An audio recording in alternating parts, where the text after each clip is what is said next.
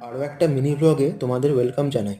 বছরের শেষ দিন বন্ধুদের সাথে বেরিয়ে পড়েছিলাম অম্বিকা কালনার উদ্দেশ্যে, যেটি 108টি শিব মন্দিরের জন্য বিখ্যাত। স্টেশনের বাইরে থেকেই টোটো নিয়ে পৌঁছেছিলাম যথাস্থানে। এই 108টি শিব মন্দিরের অনেক বৈশিষ্ট্য রয়েছে, যেমন জ্যামিতির ভাষায় অন্তর্বৃত্ত ও বহির্বৃত্তের আদলে এখানে 108টি শিব মন্দির অবস্থান করছে।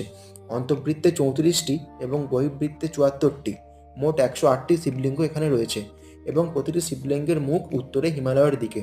এবং এই স্পটটির রক্ষণাবেক্ষণের দায়িত্বে রয়েছেন আর্কিওলজিক্যাল সার্ভে অফ ইন্ডিয়া। এই ব্যক্তিটি হলাম আমি। এই হোটেলে লাঞ্চ সেরে দেখে নিয়েছিলাম কালনা রাজবাড়ির কিছু অংশ। রাজবাড়ির প্রতিটি দেওয়ালে ছিল অসাধারণ শিল্প ও কারুকার্যের নিদর্শন।